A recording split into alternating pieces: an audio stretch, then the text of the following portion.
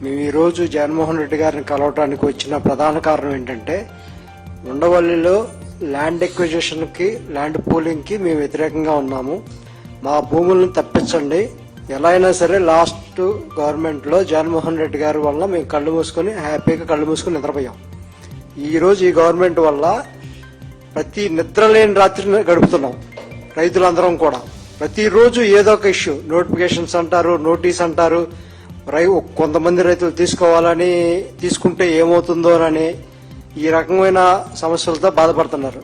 మేము మా జగన్మోహన్ రెడ్డి గారు కలిసిన తర్వాత ఆయన ఒకటే చెప్పారు, మనం వచ్చిన తర్వాత మనం దేన్ని ఈ భూమిని కదిలించాం, ఎవరికైతే రైతులు ఉన్నారో వాళ్ళకి ప్రశాంతంగా వదిలిపెడదాం. సో లీగల్ గా సపోర్ట్, మోరల్ సపోర్ట్ ఇస్తాము అని జగన్మోహన్ రెడ్డి గారు గట్టిగా చెప్పారు. మేము ఇంకా భూమి ఇవ్వకముందే ప్లాట్లు కొట్టేశారు. మా భూముల్లోనే ఆల్రెడీ ల్యాండ్ పూలింగ్ ఇచ్చిన వాళ్ళకి ప్లాట్లు కొట్టేసి రిజిస్ట్రేషన్ కూడా చేశాడు. అది అంత ఇల్లీగలో మీరే ఆలోచించుకోండి. ఇటువంటి సమస్యలన్నీ కూడా ఇలా జరుగుతున్నాయి, దారుణంగా జరుగుతున్నాయి. ప్లస్ ఇంకోటి చూపిస్తాను మీకు. ఈ ఫోటోలో మా పొలాల చుట్టూ మెరకలు ఇట్లా తోలేస్తున్నాడు. అంటే ఇక్కడ డ్రైనేజ్ సిస్టమ్ లేదు. మాకు వర్షం పడితే నీళ్లు దాంట్లో నిలిచిపోవడమే అన్నమాట, వేరే మార్గం లేదు. ఇంకా నెక్స్ట్ ఇయర్ మాకు వ్యవసాయం కూడా ఉండదు.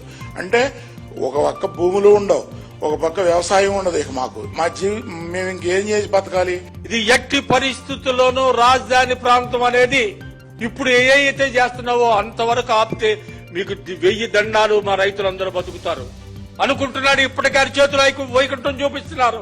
ఇంకొక 50,000 ఎకరాలకి టెండర్ పెడుతున్నారు. International airport కడతారంట.